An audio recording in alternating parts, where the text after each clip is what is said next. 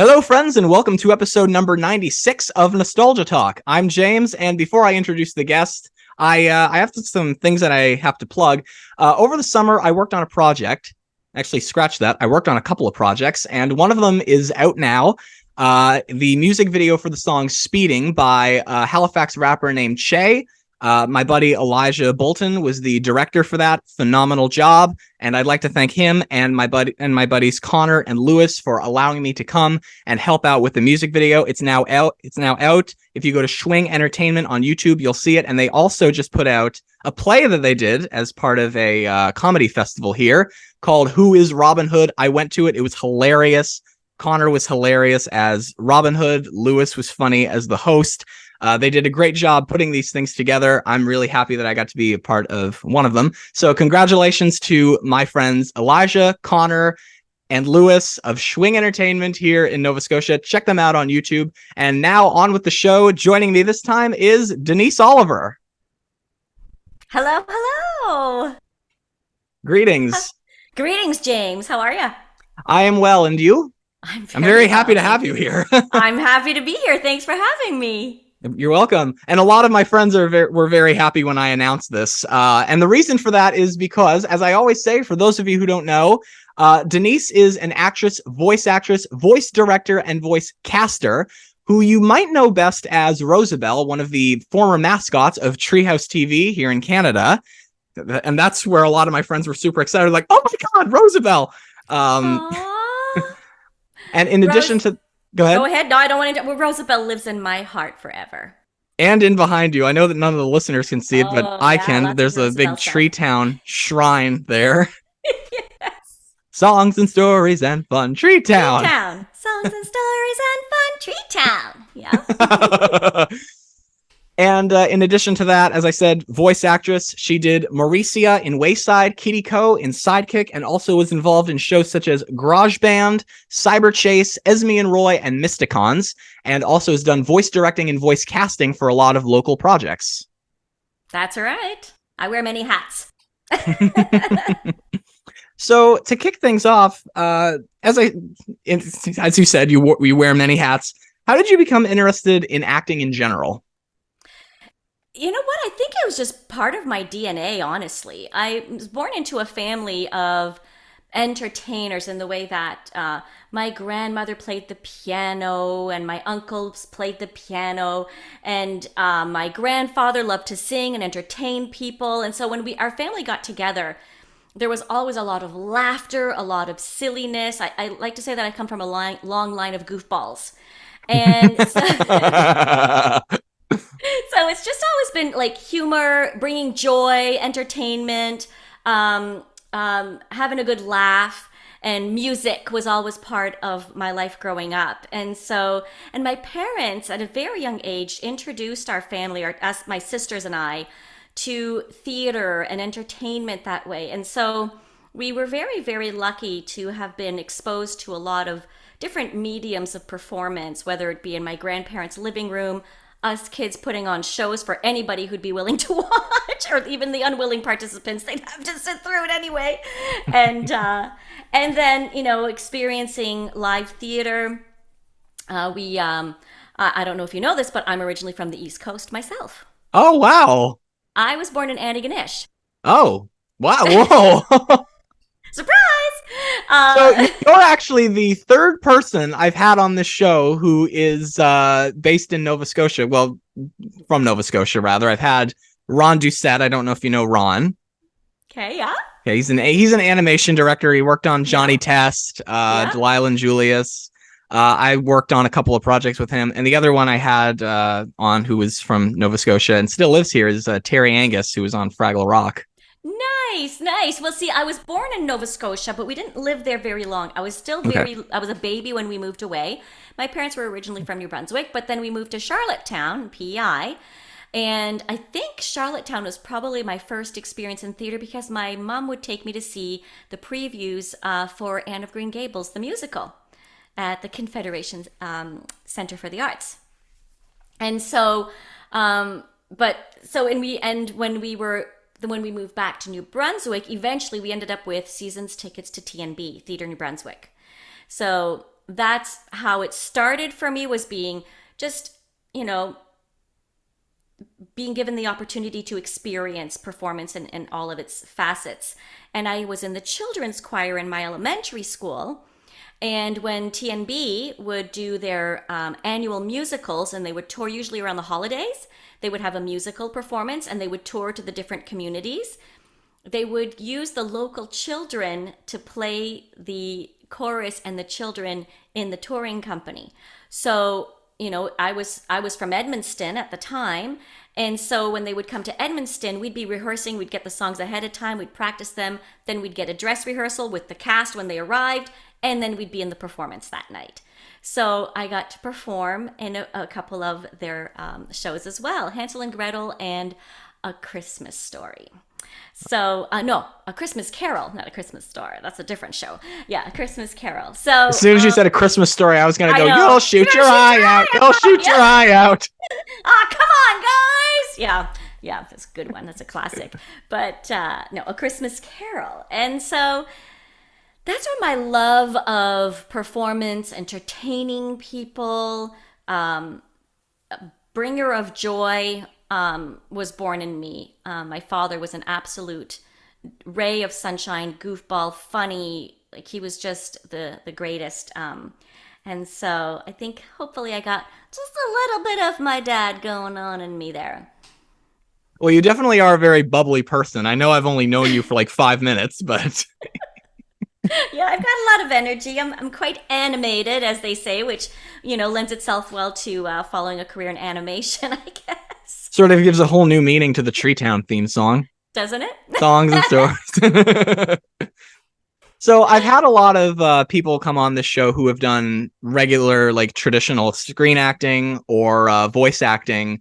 Like, I had on one of the kids from Home Alone. Nobody believes me when I tell them that, but it's true. I believe you.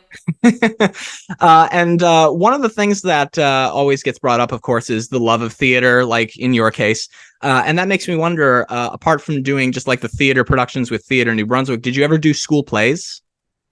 Interestingly, there weren't any school plays. There were no drama clubs. When I was in grade 12, ready to graduate, I tried to drum up some interest in a drama club at my high school, and we got a script, and we found a teacher who'd be willing to be our supervising teacher and everything. And then there was a huge strike. Ooh. And it went on for months, and then it was too late to put on a production before the end of the school year. So I tried really, really hard, but it didn't happen. But I think, you know, whether you're able to or you have access to opportunities to perform in a community setting or a school setting, I didn't, but it didn't stop me, right? And so I just performed in my living room. You'll find a place. If it's in your heart, you'll find a place. Yeah, I mean, you got to start somewhere. Exactly. And so if it's in your living room, great. And then I pursued my studies. I did a university degree in the University of Moncton. And got a bachelor's degree. Oh, my sister's girlfriend is currently going there. Really? Mm-hmm. So she's French speaking then? That's correct, yeah. Yeah, so am I. Oh, nice. Oh. Ooh la la.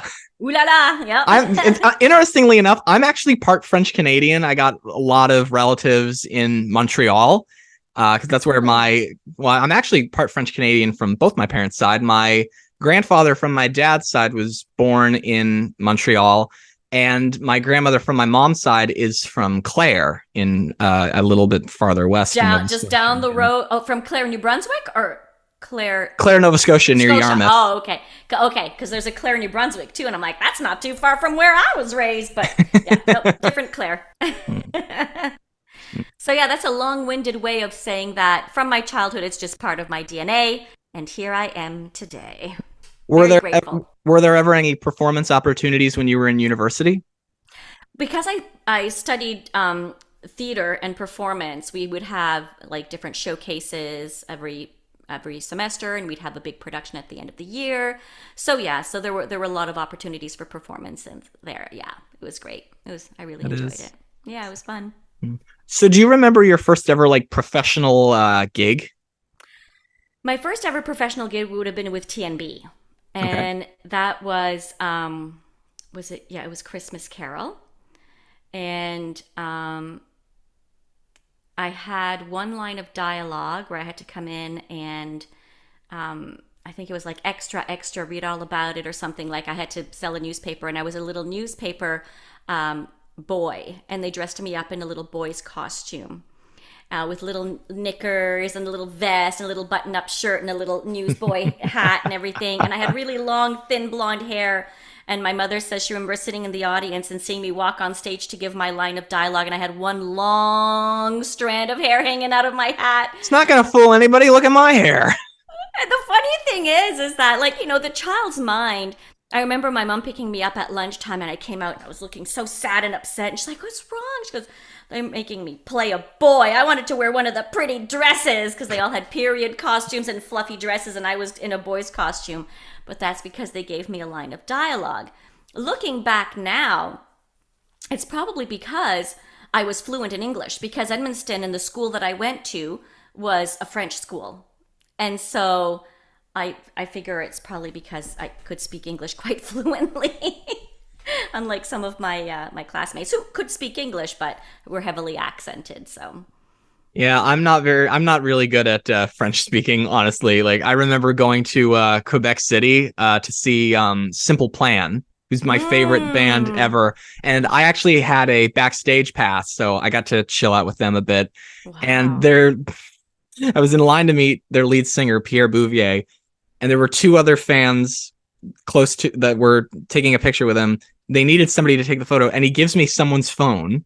Pierre from Simple Plan is actually giving me someone's phone and asks me in French, can you take our picture? And I didn't understand the words, but I kind of knew what he was saying. And I'm like, you want I was 18 years old. I'm like, you want me to take a picture of you? And he's like, yeah, could you do that? He's like talking English to me finally. And I'm like, I just met Pierre from Simple Plan. And as soon as it was my turn, he's like, where are you from? Because he could tell I was not from Quebec. He knew you traveled far to see him. I like that. Now he asked you to help, so you're officially part of the crew. I think so, yeah. Well, their drummer gave me a free t-shirt, so. What? Oh my gosh. He's like, just take it, you're VIP.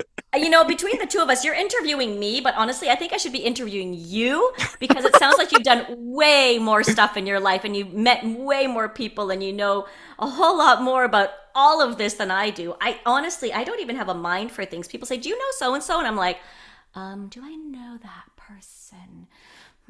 Describe. Maybe if you showed me a picture of them. Yes, that's what I like. I'm terrible at pop culture, like remembering facts or quoting movies and things like that. I'm notorious for having read a book and somebody said, oh, you should really read this book. I'm like, oh, okay, great. I've never heard of it. And I open it, I'm like, oh, I've read this book. Movie, same thing. Did you see this movie? Maybe. I think maybe, but I'm not sure. Oh, yeah, I saw this movie. Yeah. I probably shouldn't say these things out loud, but there's the truth.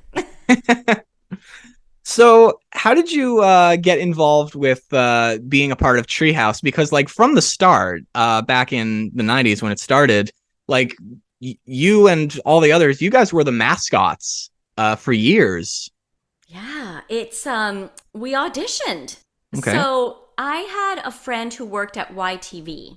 Mm-hmm. And Treehouse, he worked at YTV, and my first gig in television, professional gig in television in Toronto as an young adult, was there was this show called, I don't know if people remember this, but it was called Santa Calls.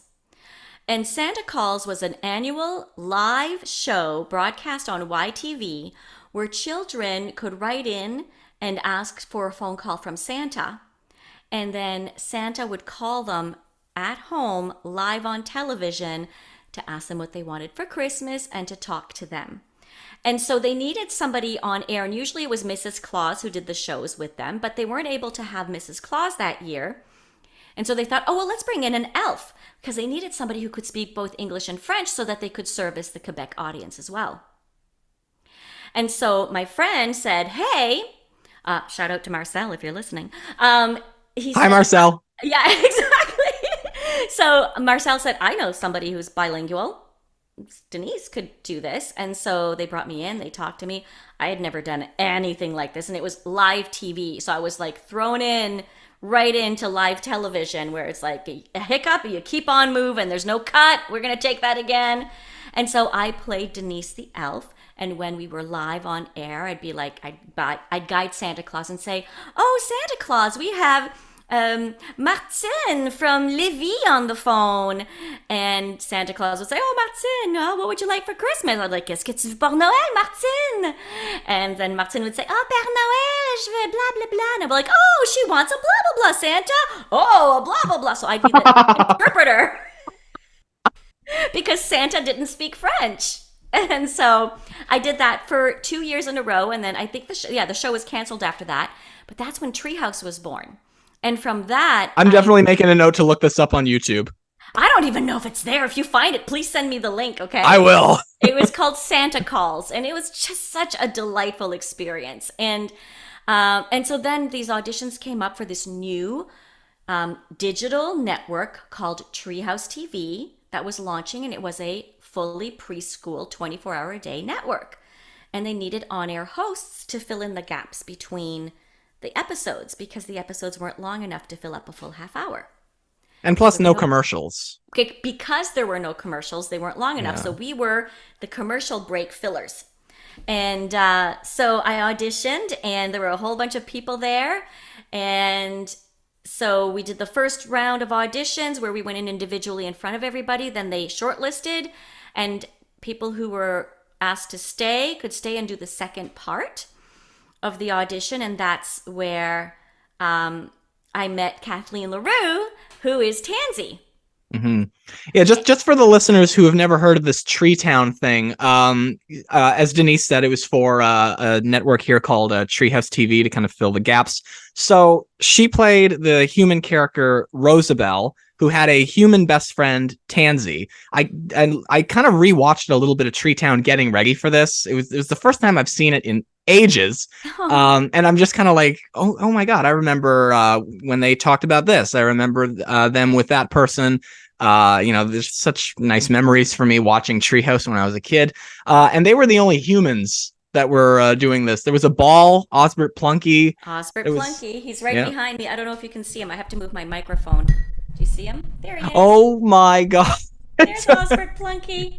There was a dump truck named Stu. Stu the dump truck. There was a doll, Lillian. A marker, Suzanne Magique, which was Denise. I was her puppeteer and voice. Yeah. Okay. I was wondering that if you also did the puppeteering. Yes. But I was Suzanne Magique. And there were two other characters that I don't even know what the hell they were. That was interesting because we had struggled to know what they were. There was Ruby Ray Craw. Yeah, and Kush. Kush was a Kush. He was I remember that when Tansy was trying to figure out what Kush was, and Kush was like, "I'm a Kush." Of course, Kush was purple. Of course, Kush is also slang for something green. I didn't even know. We didn't know. Back then, you didn't have Google, right, to look up what else it could mean. So, And it was our producer, Jamie, who came up with the name for these characters. And Kush is also back there as well. I spotted that one, yeah. Did you see him? Yeah. Mm-hmm. Yeah. Sorry to interrupt. I just had to explain that to the listeners. Of course, for those who don't know what we're talking about, they'll be like, "Why do we care about this?" But yeah, so Jeff Sweeney was the puppeteer, and he was just so phenomenally talented. Puppeteering is hard to do. Have you ever tried puppeteering? As a matter of fact, on the first show, because I've always wanted to try my hand at puppeteering. Like, I love Muppets. I love Sesame Street. I've talked to a lot of those people on this podcast as well. And on the first show I worked on out of college, it was just a short form kids show. And there were puppets that I would help assist. And Ron was one of the puppeteers on that show, the one I mentioned earlier. Right. And I would kind of help him. And then they needed somebody to fill the puppet, and our producer, Luke, he was like, I'll do it. And I kind of looked at him and I was like, is it okay if I have a chance at puppeteering? He's like, do you want to? I was like, that's why I asked. And I didn't have any lines, but I just kind of put my hand in the puppet. And there was actually a moment where, because the stars were all kids, it was a hybrid cartoon, live action puppets. And there was a moment where the kids were like playing with these little children's instruments. And so I made the puppet's head kind of follow along to the beat, like looking one direction, bop, bop, the next direction, bop, and then kind of keep on doing that. Oh, see, and that's, looking just the sight line of a puppet where you direct their eyes is so important. And breathing, making them breathe and relax, like just the nuance. Jeff was just incredible at it. He was so good. He was so good. And looking, so you're watching a monitor, but everything is reversed when you're Right. watching the monitor. And so you look that way, and it's like, oh no, I have to look that way. Otherwise, I'm not looking at the character. It's mind bending. I got the hang of it eventually, but probably see those earlier. If you know that, if you notice that Suzanne Magic's eye line is wrong or she's leaning weird, that's an earlier one before I had mastered the art Okay. of puppeteering. So did you like go through training to do that? It was really Jeff. Jeff is really the one who taught us, and he was funny and kind and oh so talented. And he wrote a lot of our songs. We arranged them. We were sponsored with a keyboard that we could program songs into it. Wow. So when you're hearing a song on Treetown, it's probably myself for the most part, and sometimes Kathleen did the programming, but mostly I programmed the songs. They would send me their songs. I would program them into the keyboard, and we'd hit play in the studio and go. Yep. So it was a lot of fun. So you would just kind of like sing to that, like while you were in the studio, like so it was pre-recorded, and then on set you would just like lip sync to it, right? Oh no. Okay. We would sing live. We were singing live. The music would be played back to us in the studio. Because I do remember some of the songs that were on that show. Like I do remember they would sometimes have guests come to sing the songs. The only two I remember that were guests were, there was one about animals, but I don't remember who it was. And the other one I remembered, and Tansy and Rosabelle were in this one. The person who was singing, I gotta find some of these. Like some of them are hard to find than others. But the person singing had a cold, and she explained that it was spread by her teddy bear. Which now I'm thinking, do you hear yourself right now? But it was basically a song about having a cold or something. That's all I'm remembering about it. Oh my goodness. I'll have to, I'm not sure. I don't remember it right now. Probably if I saw it, I'd be like, oh yeah, that person. I got a lot of things to add to my list of things to YouTube when I'm finished up here. Same. Oh my gosh. We're going to be busy after this. Yeah, the suspension of disbelief is a magical experience for children and adults alike, right? This teddy bear gave me the cold, and we just, you just buy in for the sake of the entertainment, and just the suspension of disbelief, I think, is the most magical thing. And that's when I know that something wasn't amazing for me, as if I wasn't able to be pulled out of my thinking about it and just experience it. If I'm suspended and I believe it all, I'm like, well done, well done. So takes a good imagination to come up with those things. Yeah, we had Sharon, Lois, and Bram as well. Maybe that's who it was, because there was more than one singer that was doing one of those songs. They were so lovely. They were so lovely. Yeah, we had a lot of wonderful guests, and if you ask me to name them right now, I'm not going to remember, only because you're asking me to name them right now. So let's let the viewers name them for us. How's that? Yeah, put in the comments anything you guys remember from Treetown. But as you were talking about some of the songs, some that were not sung by guests were coming in my head. There was one by Tansy and Rosabelle singing about French fries. Fresh French fries with ketchup. And as I was kind of rewatching these, at least what I could find getting ready for this, there was a YouTube comment. It's weird how a children's series isn't singing about something healthier for you. You know what's interesting is we were meant to lead by example. Our producer was very much about don't show children what not to do. Okay. But she also said that the little pleasures of life, we're not an educational show. We're not about teaching ABCs and 1, 2, 3s and things like that. Okay. That's not the mandate. There are lessons to be learned, but it was meant it was more of a visual learning type show. Yeah, it was strictly about spending time together. Okay. In between the shows, it was about when children would tune in, and or the like our little interstitial segment would pop up. They would, kids would be just coming in a moment where we've been there all day and you've just popped by to say hi, and this is what we're doing when you show up. Mm-hmm. Right? Yeah. So that was the feel for it. So yeah, sometimes there were French fries. Look, admittedly, we wrote all of the segments. Okay. The team. Yeah, I was wondering that because I saw Yeah. your name and of course Jeff Sweeney's, but I knew that he was kind of head writer for a lot of these things at the time. In addition to, for any of the listeners who did grow up watching Treehouse, and to any of my friends who have kids, believe it or not, I'm 25 years old. So many of my friends have kids. It's weird. But if you watch the Treehouse shows with your kids now, and you're like, oh wow, the announcer is still the same. That's Jeff Sweeney. That's Jeff. That's Jeff Sweeney. Mm-hmm. Love that guy. So Jeff, all of us we all had to write the same amount of episodes per week, and then they would be picked from that. And usually, like, there would be 5 from each actor. So from Kathleen, who was Tansy, myself, and Jeff. The producer would write some. Our guest and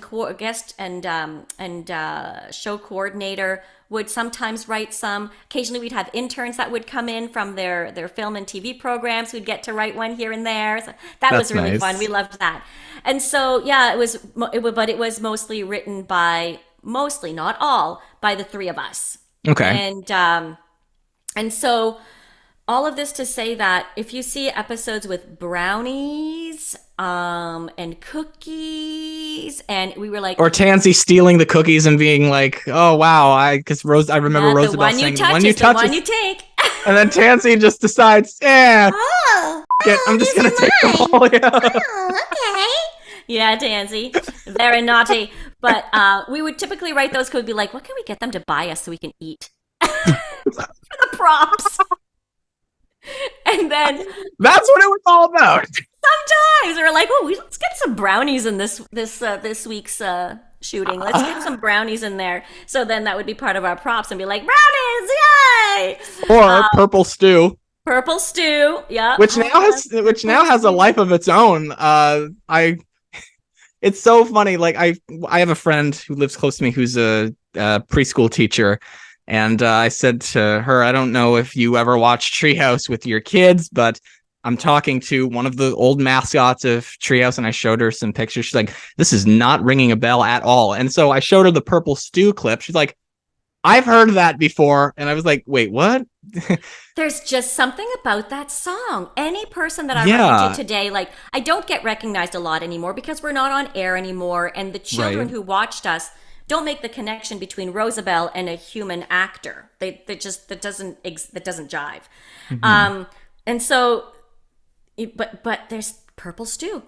If anybody knows that I was on Treehouse or I was on Treehouse, Purple Stew! Oh my gosh, Purple Stew! And of all the songs, it was Purple Stew that stuck with everyone. And now there's a new version of it. Yeah. Is there? Yeah, that's how I looked it up, and there was like a kids game, Purple Stew, and asking one of the kids playing, what do you want to put in the purple stew? Instead of each other putting in purple meatballs. Because as I was watching the Treehouse version, it's like, we throw Tansy into the stew. And I'm like, isn't that murder? No, it wasn't hot. There's no fire under the stew. We're just all delicious. It just means that everyone's delicious. I apologize to my friends if I'm ruining your childhoods. No. And you know what? It was so much fun. And that was the one when we did our live tour across the country. Purple Stew was part of our live show, and we had a hula hoop, and we'd bring audience members up, or we'd go into the audience and we'd put the hula hoop around them as if the hula hoop was the stew pot. We'll put you in the stew. And their parents weren't concerned. Nope, not at all. It's interesting. People felt safe around us with their children. In fact, I had an individual, as we were being ushered out from the mob, from our stage, but to an area in the back of the mall to like hide us away.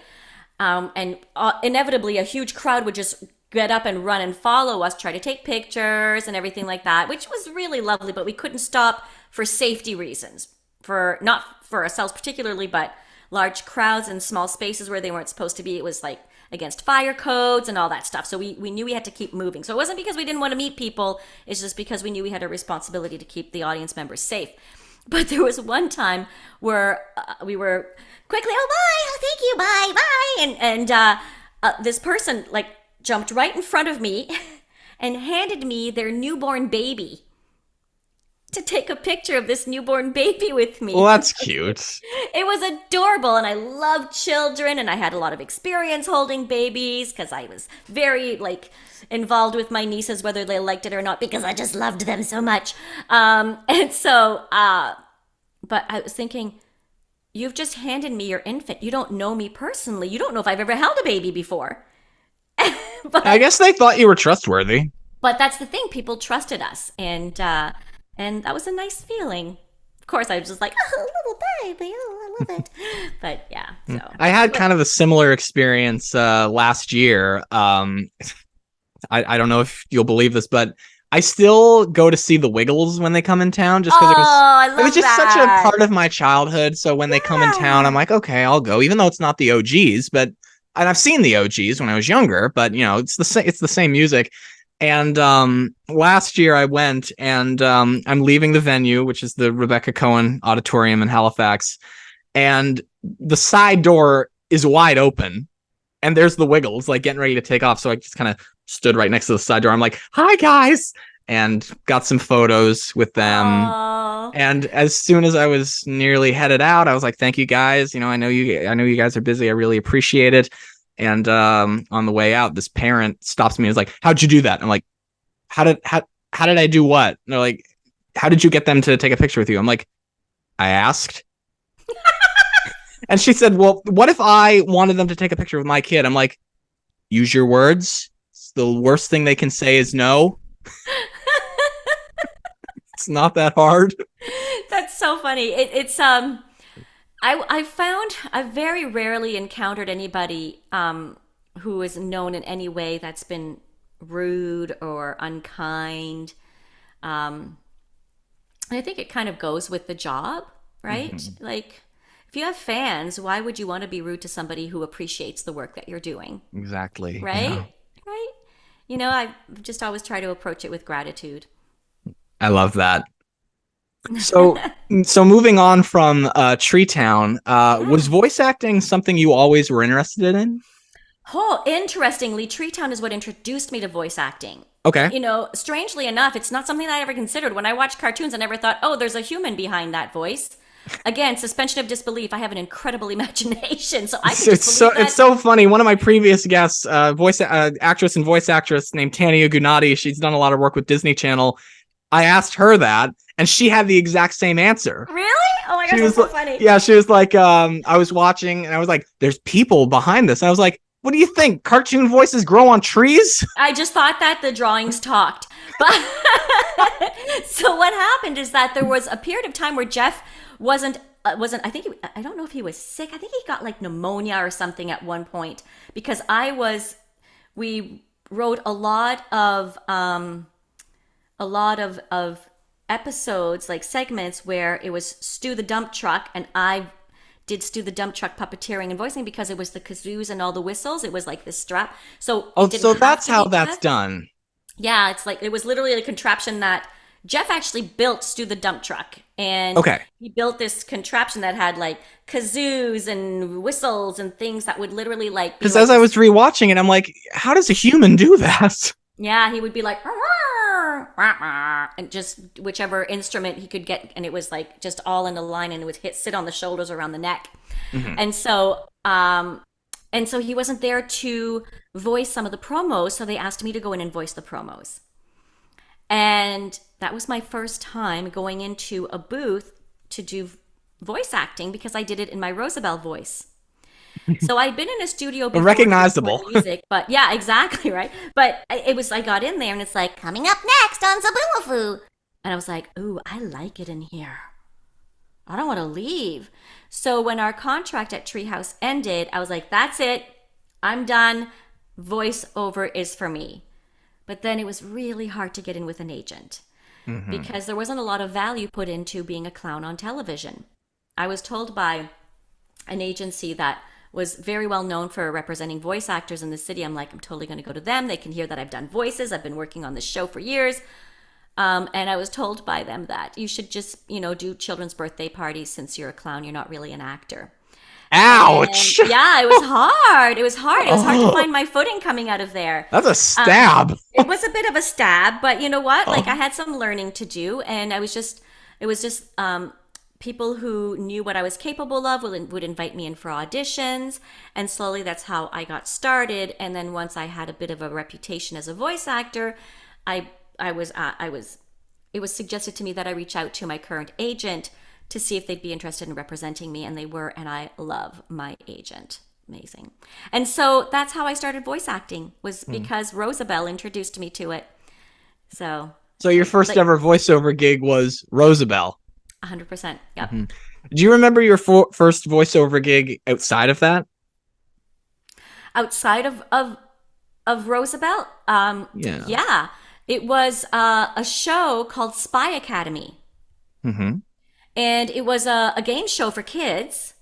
And they'd have these challenges where they had to go like they had to finish like the race, and they had to do spy things, and they'd get to this place and they'd have to decode this thing to get the answer to get to the next round, where they would have to do something else. Then they had to go through lasers and stuff like that.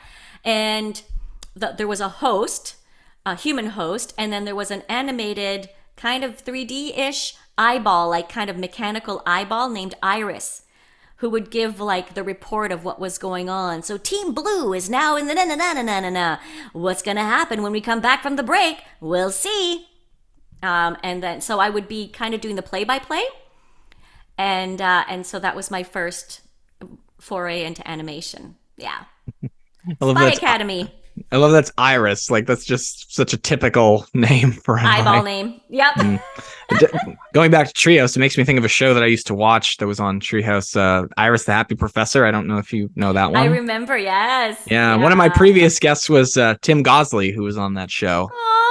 Yeah. Oh, That was an it's so weird. I'm getting close to episode number 100. Tim Gosley, that was an early one, like when I first started this. Oh, how nice. So how many years have you been doing this? Since 2020? Since 2020. Yeah, I started during COVID, and it's kind of gradually grown over the years since. Congratulations. This is great. I Thank love you. it. I'm 4 away from 100. You're almost there. I know, it's so crazy. What are you going to do for your 100th episode? I'll say this, there's people lined up. Yay! I can't say anything more than that. Good. No, it's good. Keep people waiting. Keep people wanting more. Yeah. So Wayside is a show that I really liked when I was a lot younger. I have the Wayside books in this room, actually. And finally, when I saw that it was a series, I enjoyed watching that. And you got to play. When I was younger, when I was younger reading it, I read it as Maurecia. Oh, that's awesome. Yeah. Maurecia. That's what we should have called her. So, and Maurecia was my very favorite episode of Wayside ever. Involved her pretty heavily, actually. It was the one where Principal Kidswatter, who would send their kid to a school with a principal with the last name Kidswatter? That's just torture city right there. You're just looking for your child to be abused in that school. But he's not the best principal. No, you're right. He's also very weird, because as I was rewatching these, I was like, okay, so this is the weirdest weird. Yeah. Maurecia, I always thought, was the cool one. And in this particular episode, it was where Kidswatter had his own TV station and said, the Wayside TV show, but instantly just decided to make it all about himself. And so Maurecia decided to handle that by doing her own show, Wheels Extreme! Extreme! Yeah. Climbing to the top of Wayside to take down the satellite dish. It's so funny that Maurecia was the cool one, and I've never fancied myself to be cool at all. Try as I might, I've never been cool. I'm more like nerdy. Okay. And cool. Well, it's funny because when I was researching for this, like right when I first got in touch with you, and I said, I watched Treetown when I was younger, and then once we started talking about doing this for the listeners, Denise and I have been talking about this for a long time, but this is the way that it works with guests. They're busy, I'm busy, so we kind of have to work around each other's schedule. Part of being a host is being flexible. And sometimes that's why there's long gaps between episodes. So yeah, need I say more? Sorry to keep you waiting. I appreciate your flexibility. It made it Oh, possible. So no thank you. problem. Being flexible is just part of how you do this. But as I was doing my research and I looked up on IMDb and it said that you were Maurecia, I was like, wait, what? And so I kind of pictured the voice in my head. And I was like, oh my God, it does sound like Rosabelle. It's so interesting because my bread and butter in the voice industry started with playing little girl characters. Mm-hmm. And some voice actors have like a million different voices. Mm-hmm. But oftentimes you find yourself kind of constantly waffling between like the same one. Like so Rosabelle was a little higher, Maurecia was a little lower, but then I'll have another one where she's way up here. So I have a voice, and that's my launching point.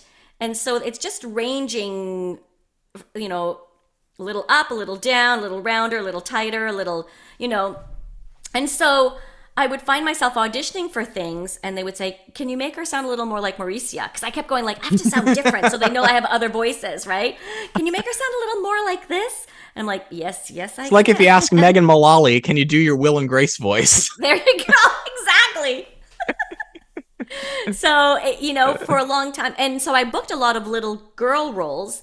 And then the industry shifted progressively towards hiring children to do the actual children's voices. And so, the work went crash for me in that regard, for little kids' voices. But, admittedly, they just sound so adorable. How can you not? But so, yeah, that's why a lot of times you'll hear a lot of my characters sound very similar from one series to the next, because I'd come in with a new voice. Because I'm like, okay, I'm not a one-trick pony. I can do more than that. They'd be like, can you pull her back to more what you do usually? So that's why that happened.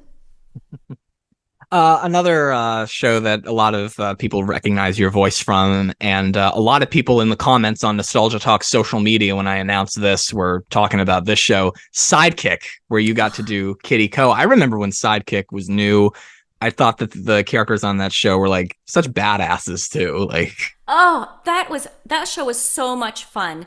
And look, admittedly, Kitty Ko would not be a character that I would be auditioning or playing anymore, because right. Kitty has Japanese heritage. Mm-hmm. And at that time, voice acting auditions, the theory was and the practice was that it didn't matter who voiced the character, because you don't see the actor. Right. The actor doesn't matter. It's about the character. So it was about the voice and performance and the merit of acting. Whereas now there's an awareness and an important awareness, and that, when there's diversity involved, that the diversity be represented accurately. Right. And so Kitty would be a character that I wouldn't audition for anymore. At the time, I honestly don't remember even seeing a picture of the character. I think I was just auditioning for Kitty. So I didn't know when I was auditioning what the designs were going to be. Did you think it was a cat? No, I knew she was human based Okay. on, like, you just read the scenes and she's like, this 8-year-old girl, and she's like with a bunch of superheroes and blah, blah, blah, sidekicks, superhero sidekicks. So I knew she was human. But to me, the name Kitty didn't conjure up any particular, cultural background or heritage. So I just went in, and she's the underdog, and I feel like the underdog is really a place where my performance lives quite comfortably. And I just really enjoyed being Kitty. It was a lot of fun. Yeah, it was great. And you got to work with funny. the co-creator, Todd Kaufman, again after Sidekick ended on GarageBand. Oh, Todd and Mark Thornton, that those two from Neptune Studios, they are just, I told them, I'm like, please, I just want to do every show that you touch. I would, they couldn't do that, but they're just phenomenal humans. And Todd Kaufman, and I can't say enough good things about those two creators. Yeah, they're so talented and generally really nice humans. That's always the best when you're working with people who are like easygoing and genuine like that. Yeah, and it's interesting because I just find that the world of animation in Toronto, in terms of what my experience has been, you just feel like when you go to work, you're just hanging out with a bunch of friends, even if you've just met. you know, you just feel like you're hanging out with your friends, Oh yeah. and you can tell I talk a lot. Speaking doesn't come hard for me, but I've been able to make a career of it, so I'm good. Works out well. Well, that actually was a good lead in for my next question. I know from talking to voice actors, like I've interviewed Bob Bergen, who does Porky Pig and Tweety. Who else? Daniel Ross, who's done Donald Duck. Corey Burton, who's done Captain Hook at Disney. And a lot of the time, I do know that it is that you audition for these characters.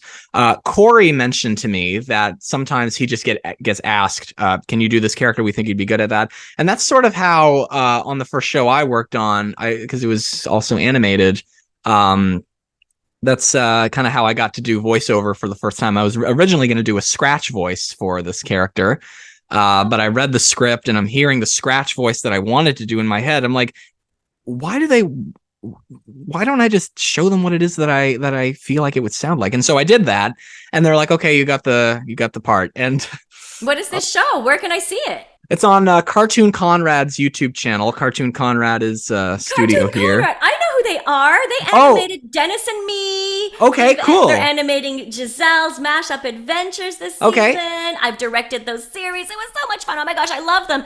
Sadie. Okay. Oh my gosh. Yeah. Sadie Grace. She goes to my old high school, which I live very close to. Oh my gosh. Okay, so Sadie C. Grace. Look her up on YouTube. She's got some music videos out there right now. She's great. She's awesome. Because I met Cartoon Conrad was animating the Dennis and Me series that I cast and voice directed with Dennis Copyton, the YouTuber, famous gaming guy from Canada. Okay. And so Luke and I, through that process, became Facebook friends. And so I saw him post videos of him playing the guitar and his daughter singing. She had the most incredible singing voice. So then I was hired to do some casting for a podcast that's called Tempo. Mm-hmm. And this podcast is a middle school performing arts school. Mm-hmm. And so it's about that sounds cool. 3 middle schoolers who are auditioning for this to be members of this school, and then it's a few episodes of them being in this school. And so I had to do the casting for this, and they were looking for one of the kids to be the kid who has the singing talent. And so it was a non-union show, so a lot of kids wouldn't have a lot of experience. And I was like talking to the producer, and saying, that Luke Conrad's daughter, Sadie's a really good singer. And they're like, well, let's get her to audition. And she booked it. And so I directed her on that series. But yeah, they're great. Oh, such wonderful people. Yeah, I think she was just nominated for... I saw that on Luke's Facebook. Yeah. Yeah. But yeah, they liked the ghost of the voice I was doing, which was a ghost. It was the YouTube show they're doing, Clue Kids, it's called. Okay, I'm gonna look it up. Okay, so they put a mic over me. Instead of going into a studio, we did it live. And so I tell this story a lot on the podcast, but they said just talking to the mic, they didn't tell me they wanted me to do the ghost voice, which was kind of like an ominous sounding ghostly voice. And I went into the mic imitating Judge Judy, and they were like, do that. And I'm like, no. They wouldn't let me do anything else. I love it. They don't keep me here because I'm gorgeous and 5'10", although I am. Oh my gosh, that's brilliant. Okay, I'm still going to look that up. Good for you. Though, as a casting director, that's the type of audition that would have made me stop and go, interesting, put that one aside. Because you'll read a casting breakdown as an actor, and you say the character description and their personality, and then you get the script, and then you go into your closet or your home studio, and you're trying to figure out, without any direction, any guidance, any no sounding board to bounce off your ideas. You just got to go with what's written there and what you think they want. And it can be a little paralyzing for actors. And so, but when you have someone who throws a curveball and it's not so over the top where you're like, okay, like that was just a little too ridiculous and you should have known Because that was too ridiculous. I remember recording it thinking, am I really doing a ghost imitating a Brooklyn family TV judge? Like, Honestly, like those are the moments. Voice actors unite.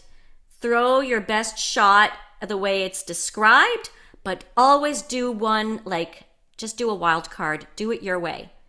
Always do two takes. Always do two takes. Throw caution to the wind.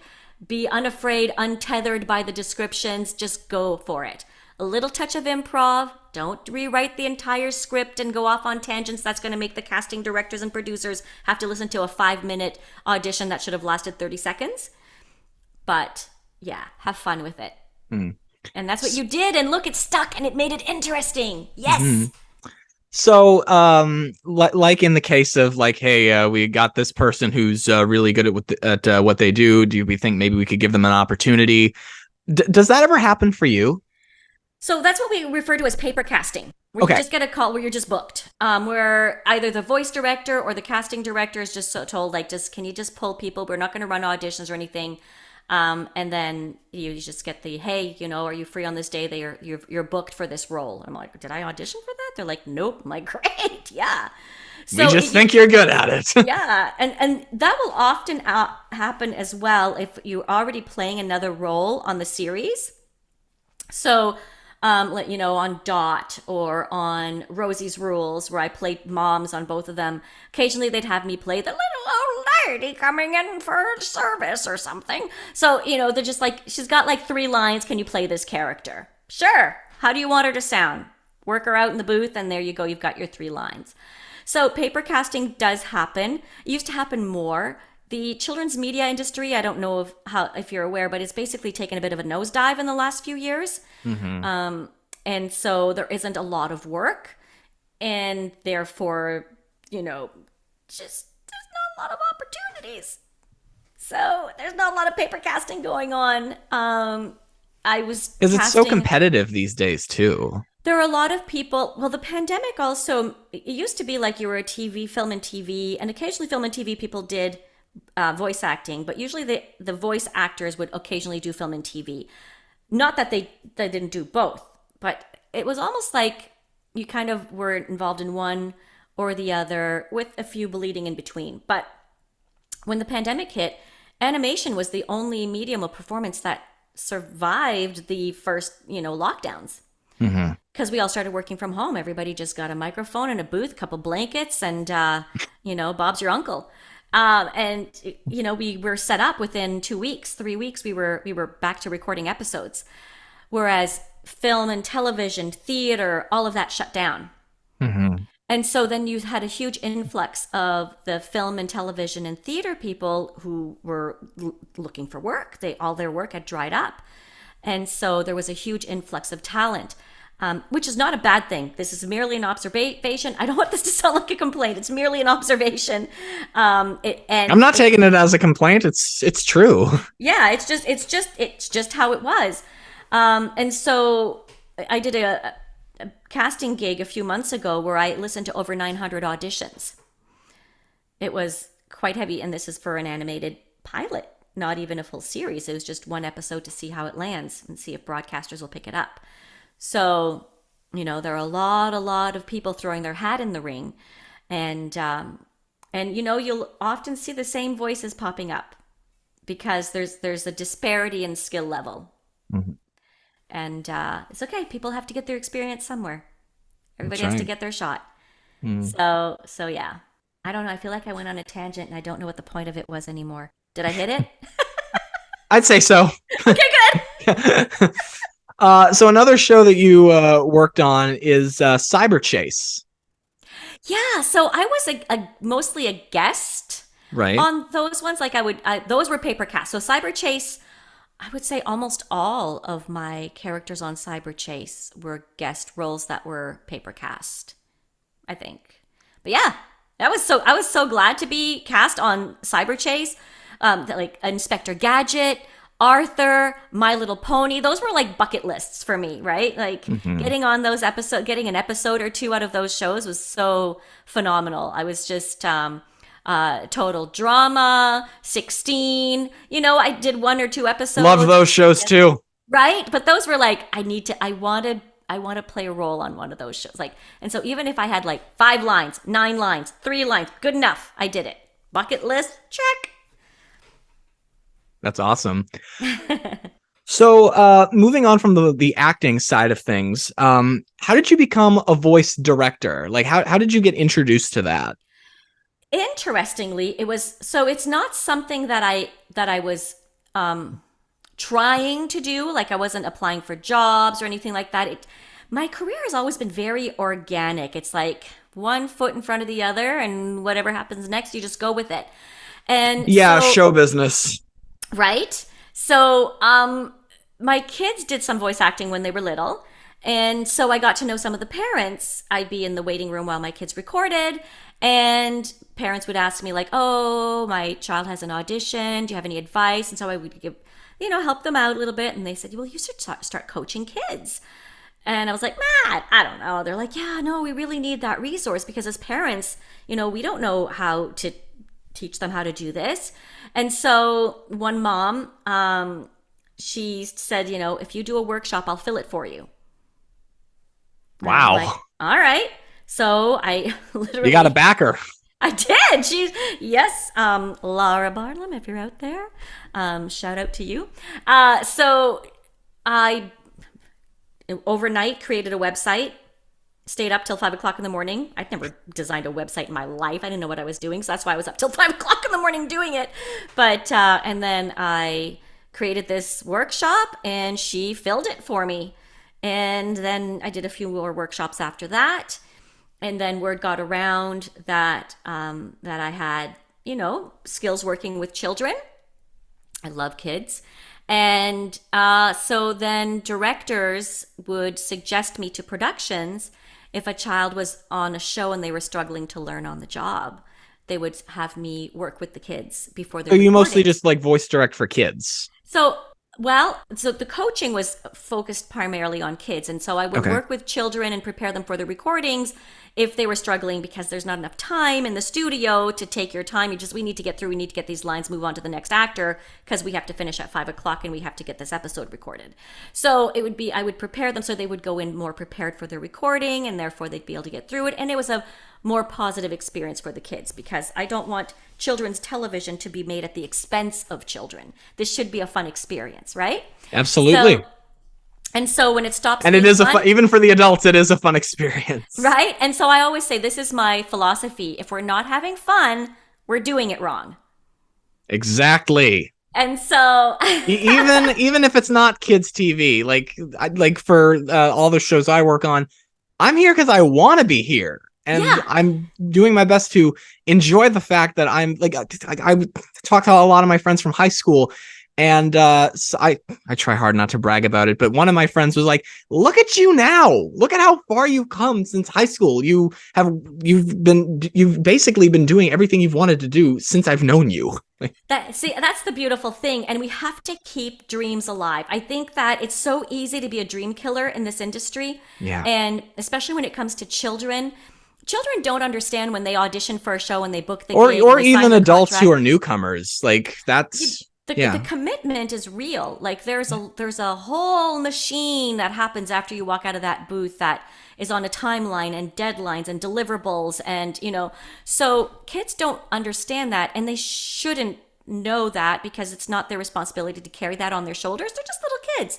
So when they book a gig, yay, I got an audition, I got the job. But then every 2 weeks you have to go into the city and you have to record your episodes. And so you're going to miss the field trip and you're going to miss so-and-so's birthday and you're going to miss this and you're going to miss that. And they're like, well, I don't really want to go. Or I was throwing up all night and now I'm tired and I'm crying and I don't want to go. And that's being a child. That's normal. But the recording still has to happen that day. Well, I mean, we won't have a child come in if they're sick, of course. But but there, it's a lot of pressure that you got to make sure that you keep it fun. You got to make sure you keep it fun. So, so that helping kids prepare for their recording, that would make the recording a lot more fun, and therefore they'd stay engaged, and and make the experience positive for them. And so from there, one of the voice directors who had recommended me a few times to different productions got a phone call to direct a series, and they weren't available. They were like, my schedule is full. Oh, I'd love to go back to those days where our schedules are full. But here we are. And so the production said, can you recommend someone else? Who would you recommend for this? Because there was a cast of over 20 children. And they said, Denise Oliver. I didn't know this. I was at home cutting vegetables at my kitchen counter and my cell phone rings. It's a name that I don't recognize. And I'm like, hello? And they're like, hi, this is so-and-so, producer from here and here. We found out that you're going to start directing. Shout out to so-and-so, producer from here and here and here. I don't know if they want to be named. I just want to be mindful of people's privacy. And I don't Fair, that's why I did it for you. Thank you. So there are some people that I have shouted out to because I know that they'll be okay with it. But I don't want to just take that for granted, especially, with professional relationships. And so they said, we heard you're going to start directing. I was like, what? Who told you that? So my answer, I froze. And then I said, well, I always say I never walk past an open door without looking in first. I love that.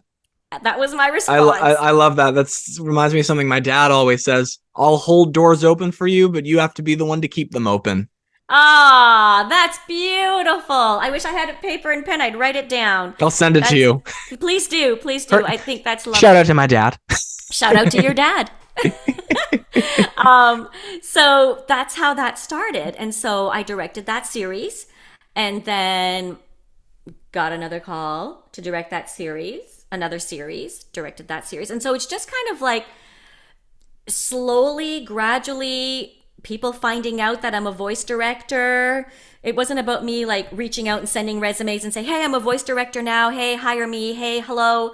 It would be, hey, you know what? We're hiring a voice director. We hear you're voice directing now. Would you like to interview?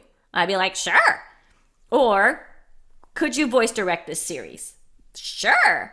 And then casting. Yeah, that's what it's like with me. On one of the shows I worked on this summer, I put my name in for whatever day I could, and then they emailed everybody who did, and it's state your name, availability, and if you can make it or not. And I said, James Nobes, available both days. I can make it. And they're like, do you want to come in both days? I'm like, I'm free both days, so sure. Yeah, it's just saying yes, even when it scares you.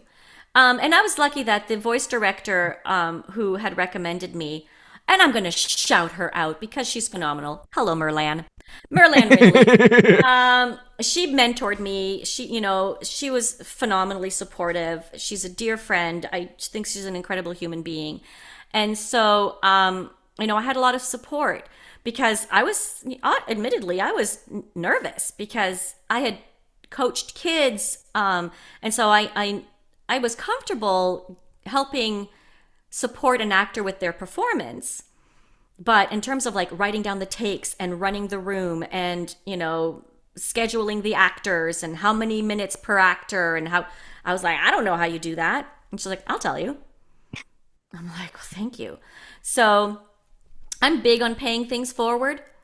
And so I will always graciously, support my fellow industry folks if I can ever help someone in my industry. There are some friends who started directing. I'm like, I'll help you.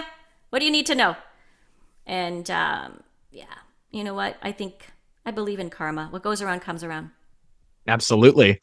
As you were talking about making it fun for the kids and the kids being I'm going to miss out on the fun things. My last guest was Annie Evans, who was a writer for Sesame Street, whose husband is actually Snuffy and Telly, another previous guest, Marty Robinson. And Annie told me that they have twin girls who have occasionally been on Sesame Street, in the background, maybe in Hooper Store or something, or just kind of walking by the street, playing ball with Elmo or whatever. And they didn't realize that it meant very, very long days of waiting. And Annie had said, oh yeah, my twins were like, I don't want to do that. See, the thing with animation, so this is why, My kids didn't do voice acting because I was a voice actor. My kids did voice acting because my eldest was like, "Mommy, I'd really like to try it and I'd like to do some." And I'm like, Aw.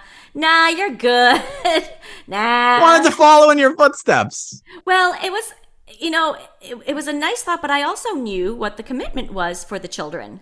Hmm. And I also understood what it could be like for them to be disappointed to audition and not get responses because you don't hear back. You don't hear back. It's like, hey, good job, but you didn't get the part. You just, it's like you You get just do ghosted. it, and then if you don't get it, they don't tell you. If they get it, Nothing. then if they get in touch with you, then you have to assume you got it. Yeah. Or you got a call back or something. So it's like you almost get ghosted. They're like, hey, you want to audition? Here's my audition. Nothing. you know and I understand why now. When you're listening to over 900 auditions, you can't get back to every actor and give them feedback on that. That's just not possible. I'd love to give every actor feedback. Sometimes I'll listen to an audition, it's like, oh my gosh, if I had more time, I'd reach out and tell them, can you do that again this way? But it so she did. I kind of got it out of her system, and I let her do a workshop thinking, okay, that'll be enough. She's like, I love this. And so I'm like, okay. So then my agent said, bring her into the booth. We'll let her do some scripts and stuff like that. And then, I'm like, hopefully that'll get her out of her system. And, she'll have the pressure of performing for the agent, and she'll see how she feels, and she'll probably say, nah, I'm good. Well, we went in on a PA day, and she went into the booth with Roberta and Julie at the time, and she did a few scripts, and she came out of there just like shining like the sun. And then the agents came out behind her and said, we'd like to represent her. And I'm like, oh no, okay. And so she booked, and then in fact, if you wanted to hear her, if you look up the Parks Canada videos, cartoons for Parka, it's animated Parka mascot for Parks Canada over live action footage. It And she sounds goes, familiar. yeah, so I think it's I on remember YouTube. this. So Okay. it's the animated series, and there's a whole, I think there's like 53 or 55 1-minute episodes. So, and in fact, I also auditioned for that. I auditioned for that the day that I was hired, that I was interviewed for producing it, because I needed somebody bilingual because we had to do the equivalent in French Hmm. to be the producer. So I was hired as the producer, but I interviewed for the producer job the day that I auditioned for it, for the voice character. And so I was producing this show, writing it, sourcing the footage, doing all of this stuff. And it came to like I needed the voice actor to come in like in a week. But I had auditioned for it. Then my daughter, they didn't know if they were going to go with adults or children. So I had to go into the executive producer's office and go, look, I'm not trying to get feedback about my audition. It's just I need to book the actor for next week. So have they made their selection yet? Because I need to book them. And she's like, oh, yeah, let me find out. And then it turns out they're like, oh, sorry, Denise, it's not you, but it's your daughter. So she Ouch. yeah, no, it was such a wonderful experience. I loved it. I'm never disappointed when I don't get a part because, Even if it's your own kid. oh, especially if it's my own kid, right? Like I'm just happy for them. And I really feel that that's something that So like permeates vice through our industry. versa, anything on The Simpsons. Right. So I just it's exciting for them. So of course I'd love to work, but there's so many nice people in this industry that I like when nice people have nice things happen to them. Yeah. And So it's even better if the nice person is the one who says, "Oh, I'm sorry, but unfortunately we decided to go with someone else." It's like, "Yeah, you're the one who told me." So yeah, exactly. So where was the story going? What was the question, James? Oh my we were goodness. talking. I think we covered a lot of it. I don't even know where we are. Who am Well, I? well, to wrap it up, do you prefer voice acting or voice directing or being like showing your face? Like which comes more naturally to you? Voice acting has always been my first love. Like acting Okay. in general, performance. So voice acting is my first love. And if there was enough work for me to be able to feed my family and pay my bills, I'd be like all over it. Opportunities came my way in terms of voice directing, voice coaching, casting. And I'm not going to turn away opportunities to work in the industry that I love. I'm very, very lucky that if there's not a lot of voice acting jobs for me, or I don't book. Maybe my auditions aren't strong enough, whatever the reason is. Or maybe your daughter got it first. Maybe my daughter got it first. I just had to say it once. Oh, hey, that's great. Like, yay. But I just feel very, very privileged that the work that I do get to do, if it's not voice acting, is still in the world of animation. And it's still creative. And I still get to play in the sandbox. And so that's why it's hard for me to say that I like one thing more than the other. If I was, forced to, voice acting, followed by directing, followed by casting.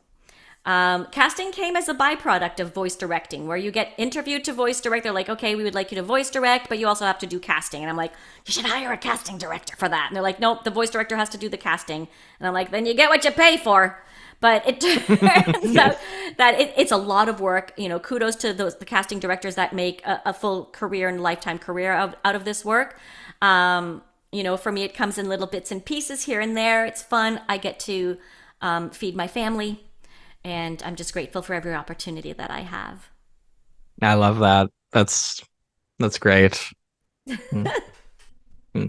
Well, that's all I've got here. Is there anything that you want to add to wrap up? I honestly, I want to interview you, James. I think you're phenomenal and fascinating. And I honestly feel honored to be part of the elite list of guests that you've had on your podcast, from big shows in the US and,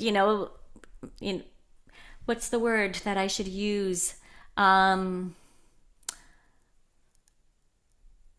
brain has stopped working. From big shows in the U.S. to the mascot for Treehouse. The mascot for Treehouse. I don't see myself as being anything special. I love what I do, and I do my job, and I'm privileged every time I get to do it.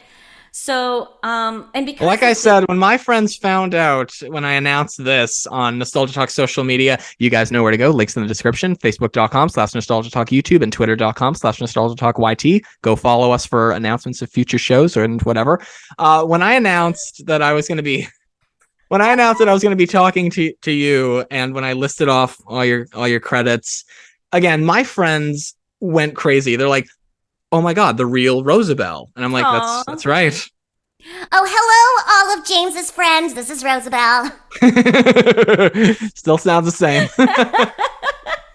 Thank you so much this is the word I was looking for.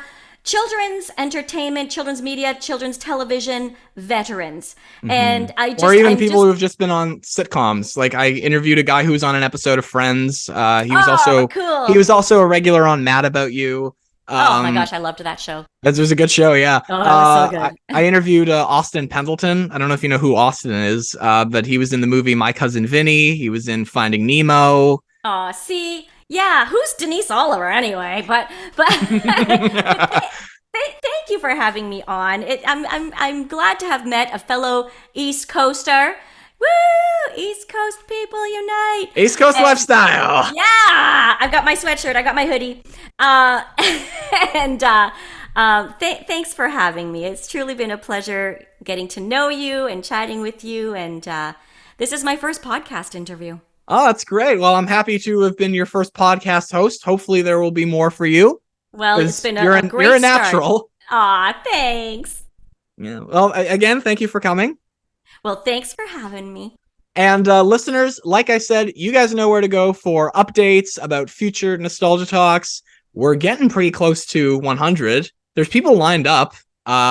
So you already know about J. Paul Zimmerman from Halloween Town. That's going to be coming up next. I've got a lot more Halloween-related content on the way, actually, like looking back on past nostalgic Halloween stuff. I actually just wrote one today. And that'll be out soon. So I hope you enjoyed this, and I hope you enjoy what's to come in the future. I'll see you next time. Peace out.